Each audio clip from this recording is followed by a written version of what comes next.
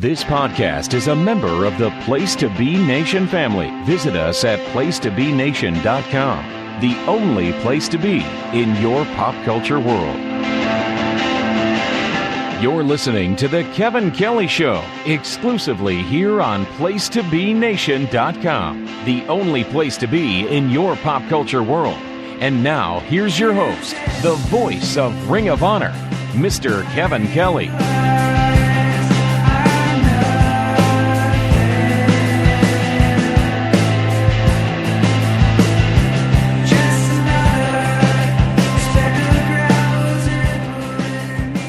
Welcome to a very special edition of the Kevin Kelly Show here on the Place to Be Nation. Of course, our website home, as always, placetobenation.com. And whether you're downloading us through the website or you're finding us on Stitcher, Podbean, iTunes, however, wherever, we thank you for listening. Got a very special guest this week.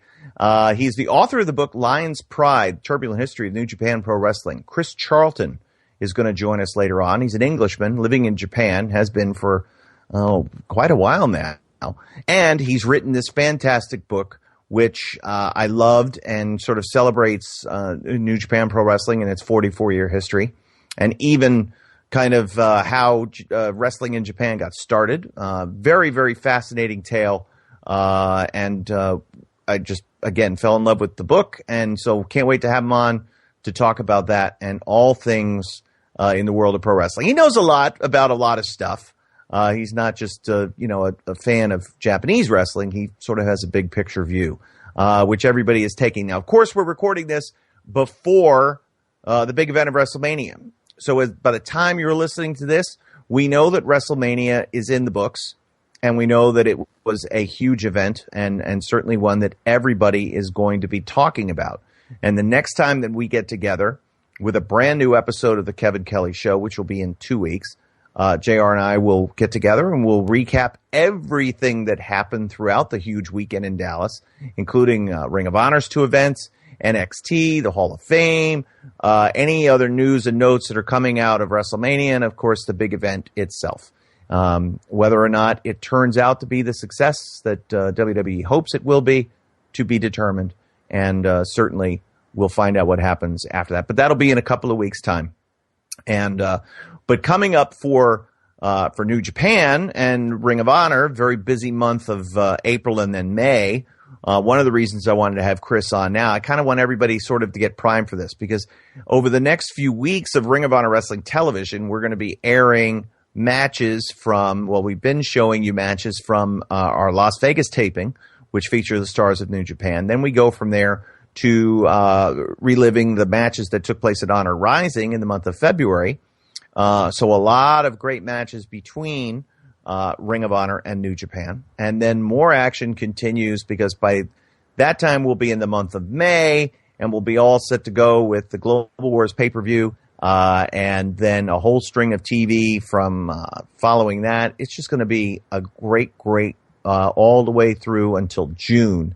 Your fill of Ring of Honor stars with New Japan stars. It's going to be a lot of fun and a great time.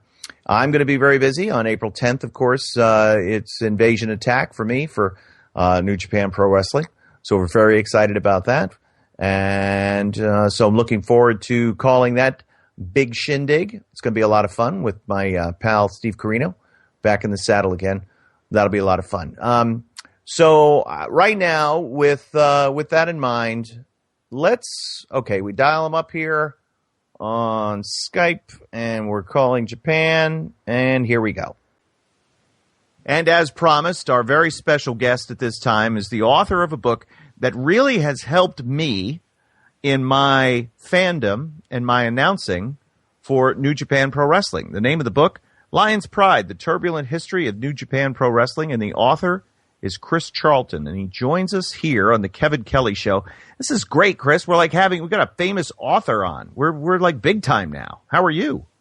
Yeah, I don't know about famous. I don't know about famous. When the book came out, it was I checked on the Amazon page, and it was like, this is the #1 best-selling wrestling book on Kindle. And I was like, oh, shit, this is amazing. Then like you scroll down, you look on the macro side. It's like, okay, of all books on Kindle, it's something like 151,000 or something.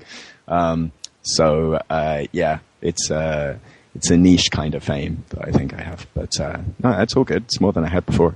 You're like the fastest swimmer out of people who don't swim. It's it's the world's tallest midget kind of right. thing. Yeah. But okay, so as we record this, you are in Japan. You live in Japan, but yet you have a distinctly English accent. So what is this? Are you putting on a fake voice, Chris? What is the deal? How did you wind up in Japan? No, God, I think my accent's nearly all but gone at this point. But yeah, I moved out here 10 years ago, just coming out of school. When I finished university, and I was like, well, what should I do with this degree that I have no use for, really? And so it became this thing. I never knew you could do it, but you could teach English at at conversation schools in Japan. And they're like, well, we'll fly you out there. And I thought, well, whatever. This might be a year, and that'll be that, and I have this out my system.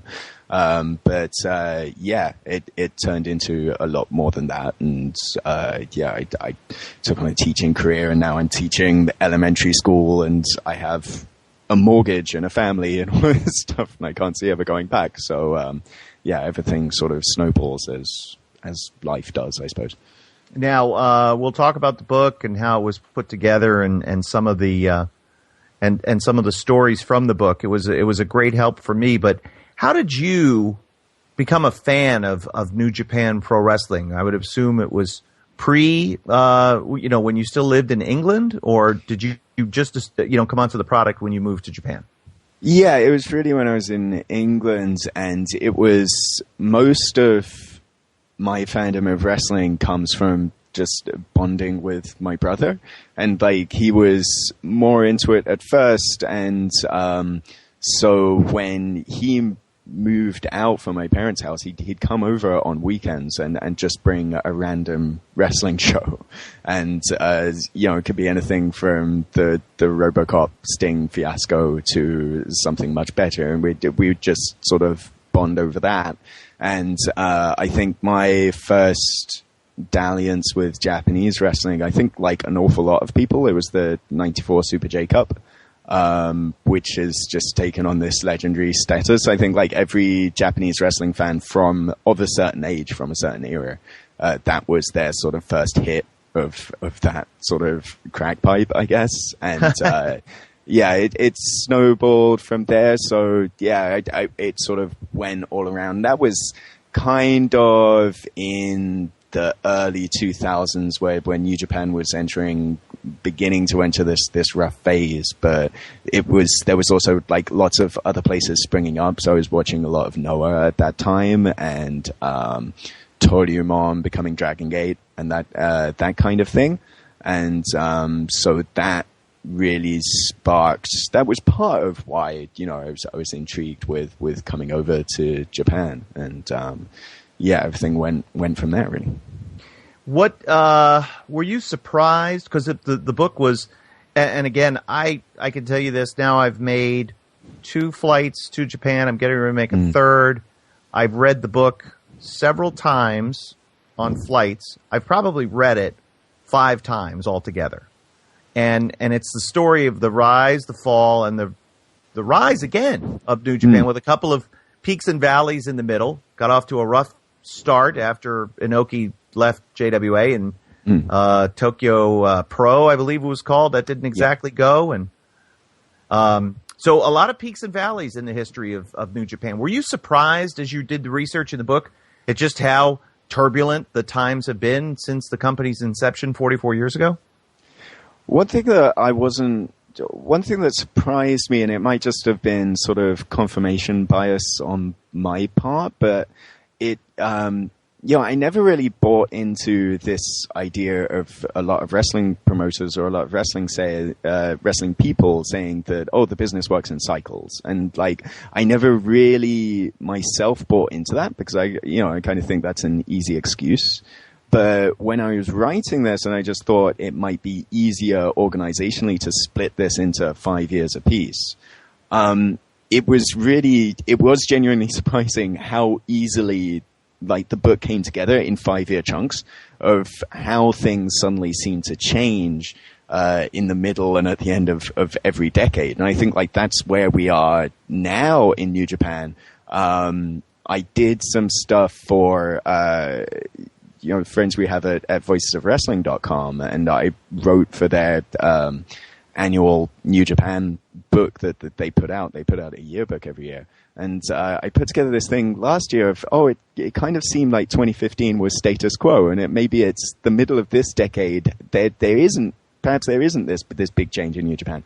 And then suddenly this January, everything changed, and everything is in the process of changing again. And it seems to be at the midpoint of every decade that we have like these big peaks and valleys for better or for worse. It's okay. So the book kind of begins and ends with Wrestle Kingdom 9. And if you were to write an addendum or an additional chapter for where the company is post WrestleMania 10 and the departures of AJ and Nakamura and Gallows and Anderson, where would you sort of point the divining rod, and what direction would you be pointing for New Japan? It's difficult because I think like there's a lot of push and pull in both directions. That I think from the business standpoint, Bushiroad, who own the company, are making this big push of, okay, this phase in our business is over. This recovery phase is over. Now we're onto bigger and better things. We're onto perhaps potentially making a public offering within the next decade or so. But on the other side, from the creative standpoint, there's a lot more in the way of, well, we've had perhaps a creative boom, and now we have to deal with this other challenge where we perhaps don't have the pat hand that we have had, but it's this thing, I think, like necessity breeding invention. I think like the last sort of 3-4 months of New Japan have been way more, even more exciting than anything we've seen in the last year. So it is this thing on the one hand of, well, we've been hit hard, but we're sort of rallying behind that and coming out well creatively. And then from a business standpoint, where do we go from here? It seems there is this push and pull where there is such a divide that perhaps you don't get in WWE so much, of creative and business both wanting different things. And again, that can work out well or badly. Yeah, I think it's not so much a factor with WWE because business is one thing, creative is another, but yet the business and the creative are all controlled by the same person. So the financials seem to be, I think that's a lot of good creative accounting, able to make the books look right so that it makes the investors happy. But you can't belie the fact that the product is not where they want it to be. It's sort of stagnant to a lot of guys are not being over. But it seems like and you talk about necessity being the mother of invention. Certainly we saw that with Kenny Omega and his rise. Was he, in your estimation, is he the right guy for that spot? Was it the right time for Omega? I think I've always sort of had a fondness for Kenny, and I think like he's always, since being here for DDT, since before coming into New Japan, like I've always felt that he's had a very unique approach to wrestling in Japan, and because he's been so sort of immersed in the culture and that side of it, I always think there's been a lot of money in Kenny Omega, because I mean he's a phenomenal talent, but not only that, he knows how to integrate I think from a behind the scenes standpoint and in front of the camera potentially as well. I think like the biggest shame with Kenny Omega in New Japan right now is that they're not letting him speak, because the guy speaks perfectly fine Japanese. And I think like he's able to make so many good connections. I think that time will come, where he can be big money for New Japan by interacting directly with the audience. So yeah, I've always felt he's had that potential in him, and his such an interesting character as well, because you have that sort of split personality dynamic almost of you have the sort of more goofy Kenny Omega, and you have the more psychotic, dangerous Kenny Omega, and you don't quite know which one you're going to get on a given day. I think that's like definitely an attractive proposition. Reading the book, Lion's Pride, I sensed, and correct me if I'm wrong, that Prince Devitt was your favorite. I like Devitt as well. Yeah, my one claim to fame in an abysmal sort of pseudo pro wrestling career was that I was once in a battle royal with Fergal Devitt in a town hall in Kent in front of 30 people. Oh, that's awesome.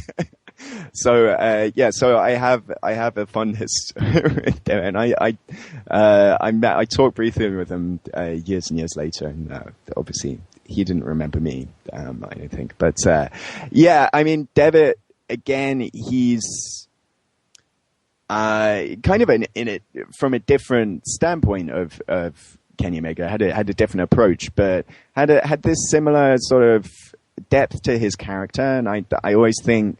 That's always something when it comes to sort of foreign wrestlers in Japan, foreign wrestlers really everywhere. It's something that all eyes are on Shinsuke Nakamura this weekend, and it's going to be interesting to see that now we are in a much more sort of open and multicultural age. I'm interested, and I want to see these foreign people in a foreign land that have depth to their character, and that aren't either the blue chip smiling babyface or the I know speak your language heel. I'm always interested in guys that show more than that, and I think Kenny and Fergal have shown that in different ways over the years. Yeah, they certainly are very good at expressing themselves, and I remember when WWF at the time hired Taka Michinoku. And so we had Taka at the office in Stamford, Connecticut, and Vince and Victor Quinones and Taka and someone, maybe Yamaguchi-san was there, maybe. I can't remember. But, it was sort of like a quasi-press event, and it was a work, but I asked a legit question. I said, can Taka get over without speaking English? And they all looked at me and looked at each other and looked at Taka and looked at me and said, well, of course, and he's working on his English, aren't you? And he just smiled and nodded, yes, yes, yes. And they had no intention on making him anything of depth at all. He was just going to be what he was, and that was it. And it's, to me, that's always been a shame, but it's that they take such a negative or just a myopic view of things there. I hope that they do. We are in a multicultural world, and they're a public company now, and I certainly hope that they broaden their mental horizons to open themselves up to allowing somebody to get over from a foreign land. Yeah, and well, from the other end, I think like Riki Choshu said this about Nakamura as well, is that Nakamura has like this almost. He has such amazing physical charisma, but he has like this, he's almost like Dusty Rhodes in a sense, where he has this ability of, I'm not necessarily like you, but I can speak to you. And that if Nakamura, that Dusty Rhodes was a white American male, but like he was able to communicate with a much more diverse audience. And that if Nakamura even if he has an opportunity to speak, even with his somewhat broken English, then I think people, Choshu was saying that he thinks that people will just go, oh yeah, man, this guy sounds interesting. He seems unique, and that he'll go from there. I think Nakamura has the best shot of really anybody, even though that's a slim pool, at least from a WWE perspective. But yeah. I think it'll be very interesting to see what he does. And of course, the next big event for New Japan Pro Wrestling is April 10th, an Invasion Attack, as Naito goes after the IWGP Heavyweight Championship, challenging the champion Okada. So, Tanahashi, Okada, Naito? Is it Naito's time? What do you think? Naito's saying all the right things. Naito has just been the most interesting guy to watch really over the last year. And his almost, I think the most apt comparison has been to Naito really becoming, to more Western fans, like a CM Punk kind of figure, where he is like, I guess if you were going to say which side of the fence he's on, he's kind of a heel. He works heel. But he has legitimate sort of feelings and a discontent and a legitimate sort of reasoning behind everything. And he's able to sort of, drop those pipe bombs, so to speak. And Naito, I literally just got done reading an interview with him with Gong Magazine, and, his sort of standpoint was, well, Tanahashi lost to Okada at Wrestle Kingdom 10, and it was kind of defined as this, okay, it's the dawning, this is where the next stage is. But Naito's kind of saying, well, the next stage is really when he wins that title. Because from 2011 to 2016, only 3 people have held that belt. It was Tanahashi, Okada, and AJ Styles. And so if Wrestle Kingdom 10 is the end of that era of saying, well, Tanahashi has done his best to carry that company, and maybe it's time for him to go back into the background for a little bit. The real dawning of this new era is when, okay, there needs to be new sort of main characters for this chapter, and Naito saying that he would be one.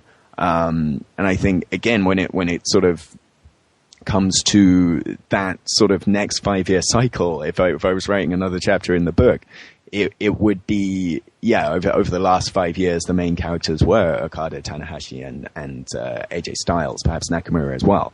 Whereas from here, it's Okada, Naito, who else? Well, we'll see. Maybe Shibata, perhaps. And Shibata, very interesting because of his, leaving, not wanting to be you quoted him in the book, a salaryman wrestler. Leaving, I guess in the midst of a push and at one point not looking back, but then returning because of ownership at the time. Was it Kidani who said, hey, let's bring him back, and didn't tell anybody? Yeah. So Jado and Gato, who were booking, who still book, at the time, they had no clue, until Shibata showed up, all those years ago. And that really, I think it was part of this transition period where, Kidani and Bushiroad had just bought the company.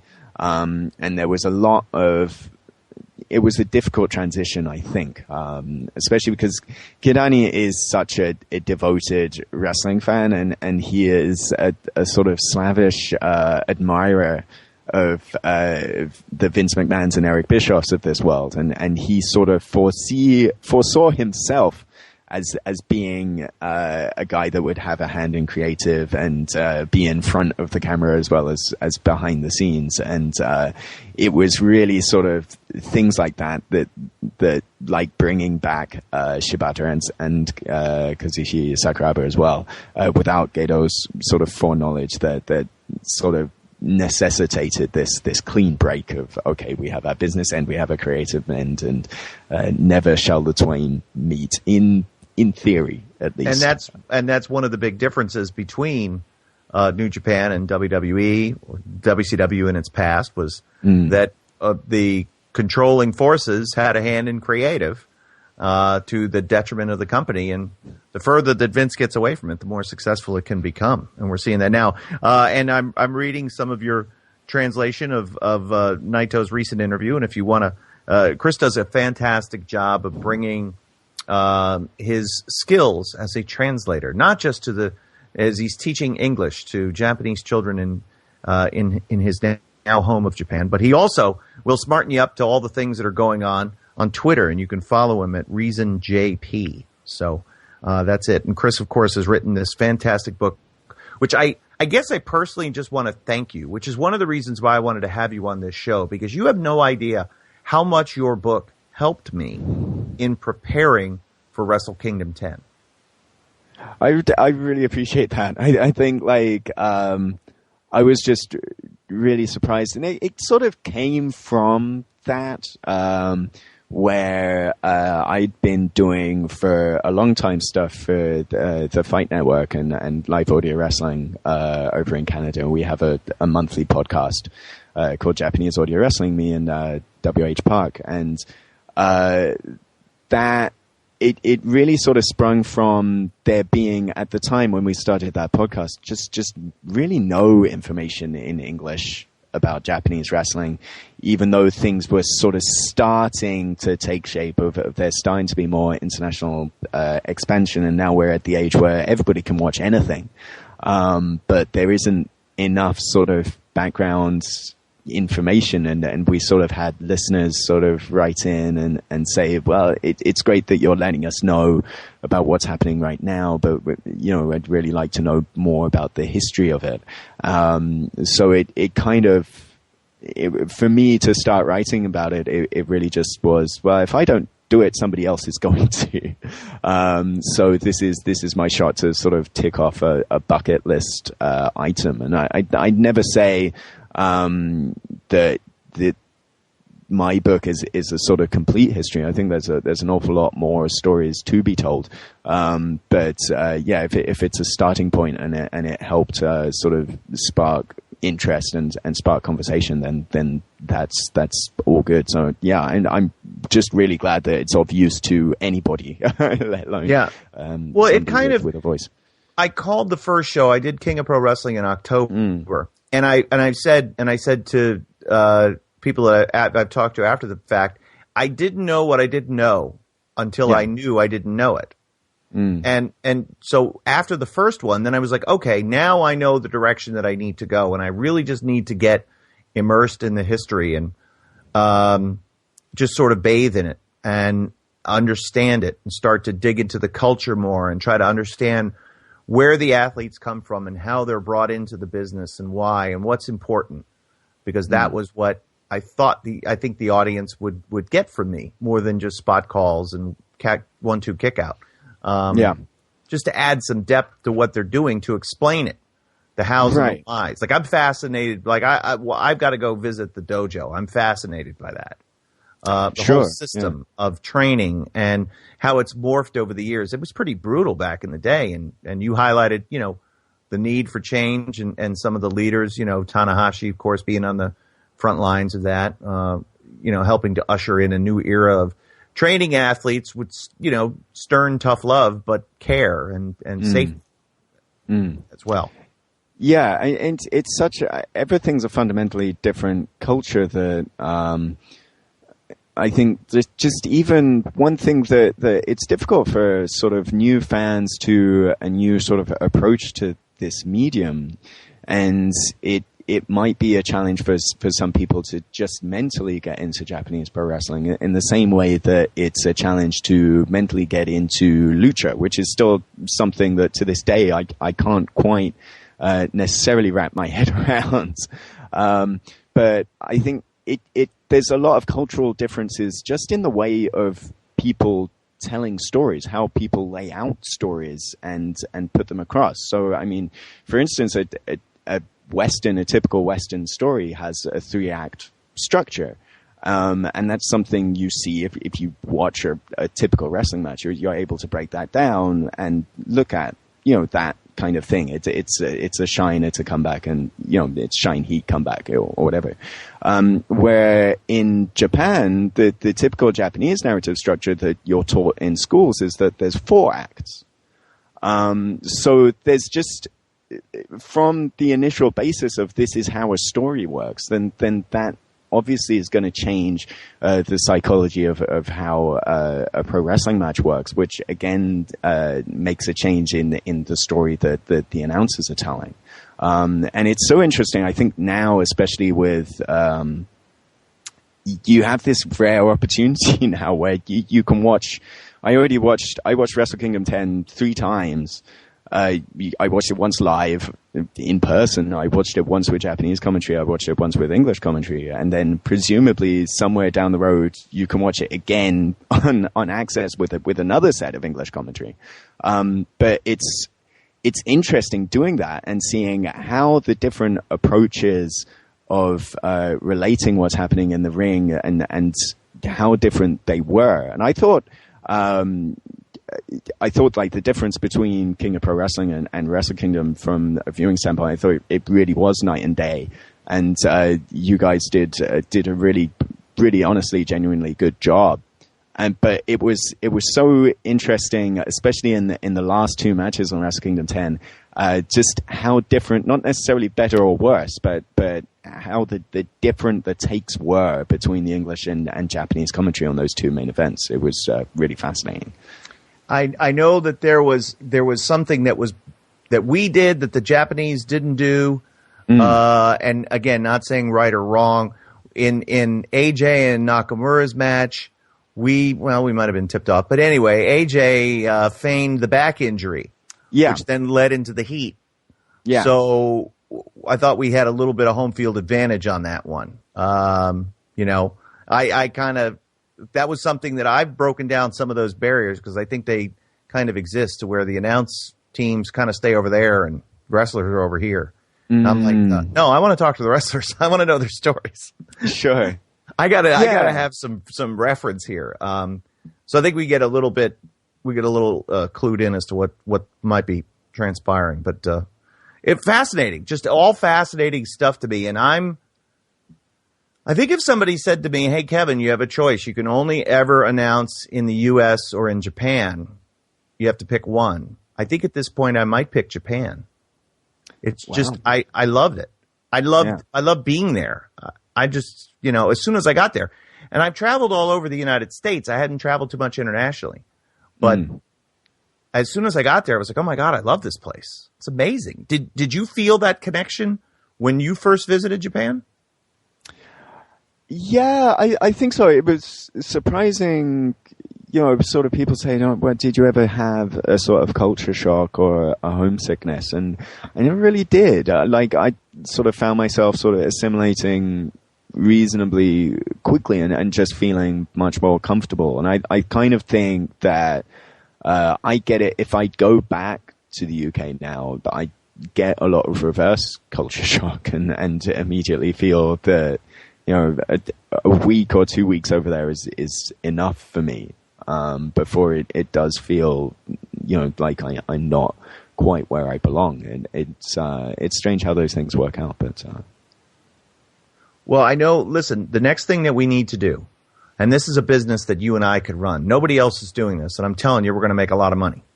I think we need to set up tours for Wrestle Kingdom, and we have people pay us to set up the the flight and the hotel and everything like this, and set them up on tours of the touristy things to do and tickets to the show and the whole deal, and we'll make a lot of money because I think that there is a big audience out there would love to travel to Japan, especially for Wrestle Kingdom. They can't all stay at your house, Chris. You don't have that much. No, it's not going to happen. No. But I got another kid on the way in June. I know some people. I don't know that many people. I would, but I think I think the audience is growing, and I wanted to, is NewJapanWorld.com, is that a good thing or is it a bad thing? Is there any negative to it at all?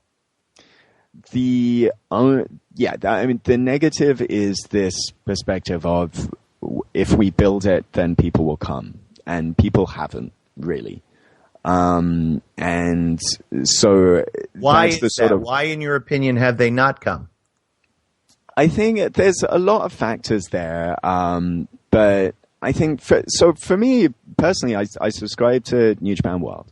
I have a family. I have a job that, I mean, as someone who has children, like you get in the door and it's okay. Well, get the children fed, put the kid in his bath, get him to bed, and there's sort of household chores and things like that. Eventually you have time to sit down, to plunk down on the couch for maybe an hour. And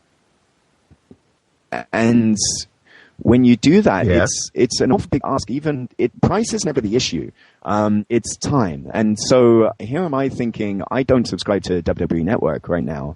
But I was thinking, is it really, I want to see Nakamura and Sami Zayn this weekend, but is it really, should I really pay this amount of money where I get everything just for the sake of this one match?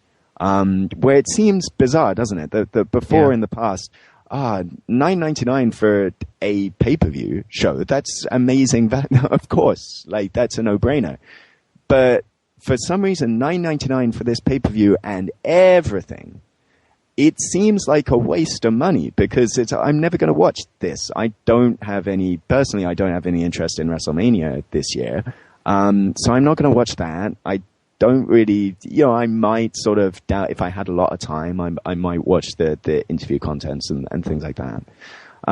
So it becomes very difficult. It's not just a price proposition. It becomes this thing of how comprehensive you are. I think it might be good to have an a la carte option there as well, where, okay, if you want to pay 500 yen, then you just get Invasion Attack. And that would be a jumping on point for people. And then perhaps they can see more of the content there as well. I think what they are doing really well is kind of creating this catch-all, because the worst thing to happen is what is happening, where everybody has their services, where you have a WWE Network and you have a TNA streaming thing, and you have in the UK RevPro has one, and Progress has one, and CMLL has one, and New Japan has one, and that's not good for anybody. The best thing to do would be to consolidate that, which I think New Japan are kind of doing their best with, having some select Ring of Honor content on there, some select indies stuff on there. They showed the Tenryu retirement match. They showed a Kaientai Dojo card recently as well. So they're making those connections where, and I think that's the best approach, where, I mean, for example, from a Ring of Honor perspective, if I know they just had Kushida just wrestled ACH recently, and it might be a thing of, well, okay, Ring of Honor has exclusive rights to this for a certain period, but eventually this will show up on World as well. And then it becomes this thing of, well, I don't want to pay for every single, you get subscription burnout of WWE and New Japan World and Netflix and all of this other stuff. Whereas, I can watch this stuff eventually, but everybody gets paid in the end. I think like that's the best approach. It's a difficult process, not just for wrestling, but for all media right now. I know that as and again, I think there needs to be more English content for the Western audience, and I've talked to them about it. I've shared my thoughts, and hopefully we can get there. I do want to encourage everybody to go to Amazon right now, Amazon.com. In fact, you can link to Amazon directly through the Place to Be Nation page, placetobenation.com, and you can click on the Amazon link and go right there. And I want you to type these two words in, Lion's Pride, and the book will come up. And you order the book, and Chris Charlton will become your favorite author of books about the history of New Japan Pro Wrestling. Yeah, I think we're just sort of coming up to a couple of big weekends in wrestling, between this weekend, WrestleMania, obviously, and then all of a sudden Invasion attacks upon us next week. So I will say if people are kind enough to listen to this podcast, starting now-ish, when's this going up? This weekend? This isn't going to go up until next week, so it'll be a week from tomorrow, a week from yesterday. Week from yesterday. Okay, so starting a week from yesterday. This coming Monday night. There you go, Monday night. Okay, so right after WrestleMania. So we'll go from Monday night until after Invasion Attack, let's say April the 11th. Then we'll have a spring sale on Lions Pride. If you get the Kindle version of the book, which is the only thing that I can sort of slash prices on easily, then you'll be able to pick that up for $4.99 instead of the usual $9.99. So hop on that, I would say. Do it. And then make sure you go onto Twitter and you follow ReasonJP and you shower Chris with love and praise. You ask him for translations, proper way, if I was to see you in public, because again, it's what, 9:50 a.m. your time? Yep. I would say Ohayou gozaimasu, right? That's right. Yeah. Oh, very gozaimasu. Yep. Very good. I'm trying. I'm learning. It just simple conversational Japanese is amazing. It's wonderful. I also applaud you for the work that you're doing in teaching English.